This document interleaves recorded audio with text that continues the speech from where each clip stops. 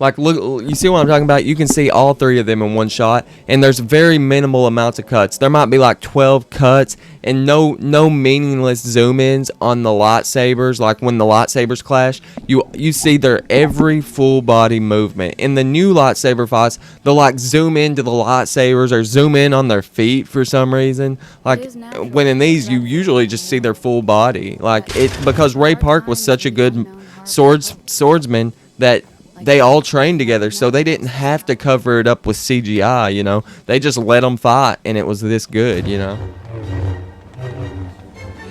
I mean, the beautiful soundtrack, the Duel of Fates. It's like, if Qui-Gon doesn't die here, Anakin does not become Darth Vader. This is the greatest lightsaber fight in Star Wars history, hands down. It's not even close.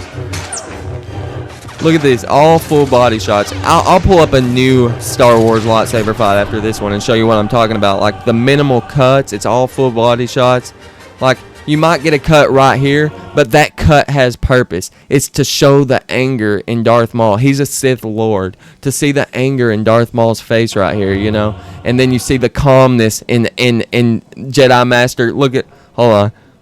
Look at Jedi Master Qui-Gon here. He's so calm because he's a Jedi Master. Then you got the Jedi Padawan.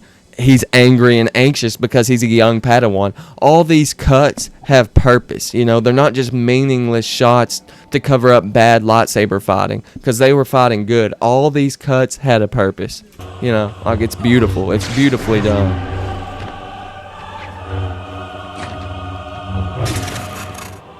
Every single cut into their face has a purpose.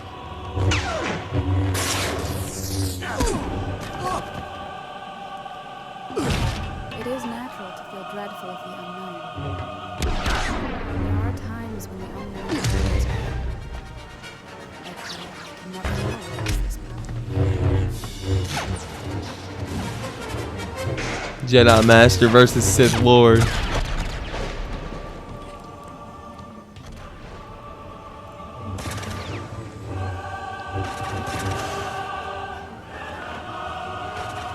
The first time we see a force jump ever, by the way. We never saw that in the old ones. That I know of. Let me think. Did we see that in the old ones? Did Luke ever do a force jump? I don't think so. Oh, I love this too. This really shows it shows the differences in a Sith Lord and a Jedi very well as well. When you see Qui-Gon start kneel and he starts meditating, and then you see Darth Maul pacing back and forth, anxious, like he's so ready to kill this motherfucker, you know. And it just shows it highlights the differences very well between the contrast between a Sith Lord and a Jedi Master. Like, I love this, and it shows his impatience as a Jedi Padawan. It is natural to feel dreadful of the unknown. Yet, there are times when the unknown harbors hope. Look at that. Like, it just really highlights the difference between a Sith Lord and a Jedi Master, you know? Oh my god, it's so beautifully done, bro. It's so beautifully done. This is episode 1, The Phantom Menace. I suggest starting with the prequels. A lot of people say watch 3, 4, and 5, or 4, 5, and 6 first. I say 1, 2, and 3. Watch it in order, 1, 2, and 3 first. These are 1, 2, and 3 is my favorites. They're by far my favorites. I love the politics in it. I love it all. Watching Anakin become, oh man, just watch it, Sha. I highly recommend it. Like, oh. It's so beautifully done. This is the greatest lightsaber duel ever.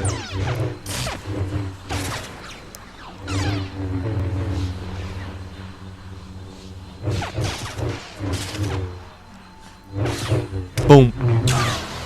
Oh man. You see Qui-Gon die right here, and oh man, you like a Jedi should never give in to anger, because what is it Yoda says? Anger leads to hate. Hate leads to suffering.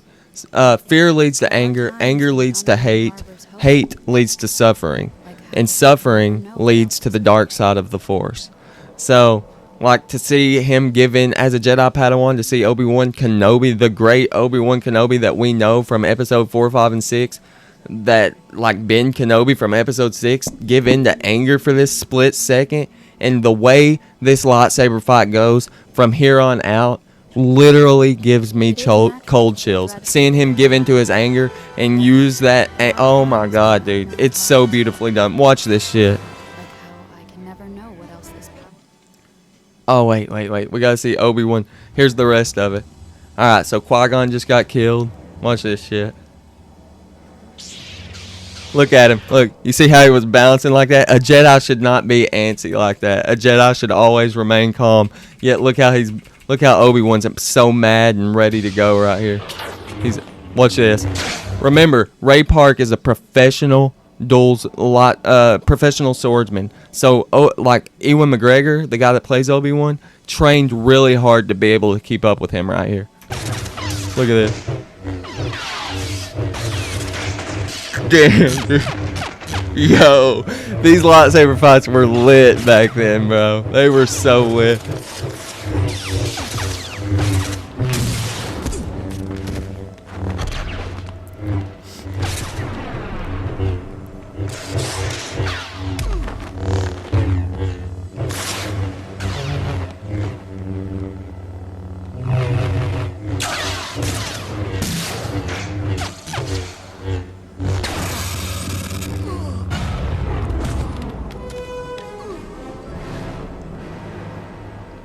And this is the turning moment right here, bro. Like you see Obi-Wan just slowly calm himself like a Jedi should.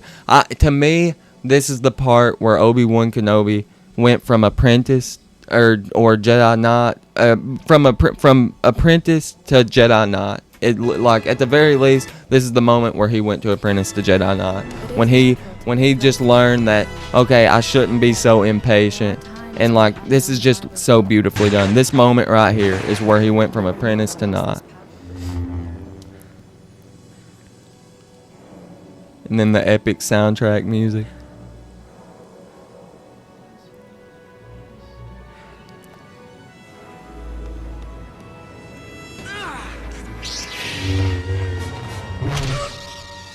And you know, there's a lot of beauty in what he did right there too. The way he jumped over Darth Maul. Okay, so, and this might be a small spoiler for you, Shaw, if you haven't seen Star Wars, but the way he jumped over Darth Maul right there, there's a famous line that Anakin Skywalker, in Anakin's fight with Obi-Wan, when Anakin's becoming Darth Vader, there's an epic line from Anakin where he says, Obi-Wan looks at him and says, he said, "It's over, Anakin. I have the high ground." And Anakin says, "You underestimate my power."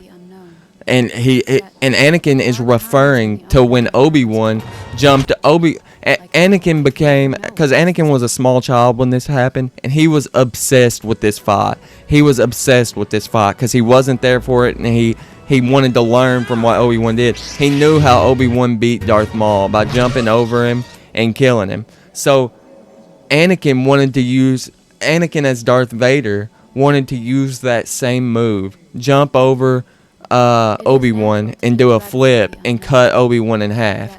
That's how Anakin wanted to defeat Obi-Wan. So when he said, "Don't underestimate my power," he was referring to, I'm going to jump over you the way you did Darth Maul, because I'm going to show you that I'm just as powerful as you. And Obi-Wan looked at him and said, "Don't try it." And at that moment, oh man, let me just show you this.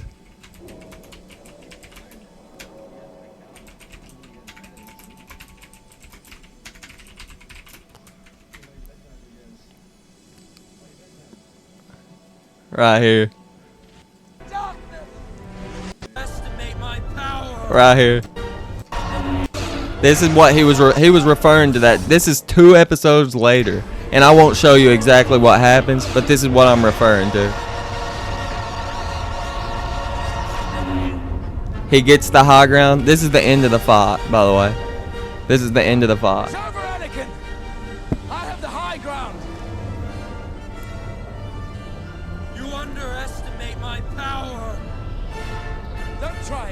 Like, Obi-Wan immediately knew what he was talking about. He's like, I'm gonna do the same thing you did to Darth Maul, you know. And he tries it. Look. And I don't want to show you what happens if you haven't seen it. I do not want to show you what happens if you haven't seen it. Just watch episodes 1 through 3 and enjoy the Star Wars franchise, because 1 through 6, this is episode 4. So in episode 4, 5, and 6, that's Obi-Wan in the old movies, the ones from the 1977, 1980, and 1983. That's Obi-Wan. That's Ben Kenobi. And those are the ones that came out first. So 4, 5, and 6 came out first, and then 1, 2, and 3. Watch 1 through 3 first, and then 4, 5, and 6, in my opinion. Some people say to watch the old ones first. I disagree. I think 1 through 3 are the best, and I think you should watch them in the order that it's meant to be told. So watch 1, 2, and 3 first. You'll get to see Anakin become Darth Vader.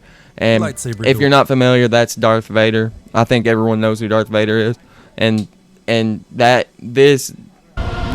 dude that just tried to jump over him is Anakin, aka Darth Vader. So like, it's definitely watch it, man. It's a great franchise. Highly recommend it.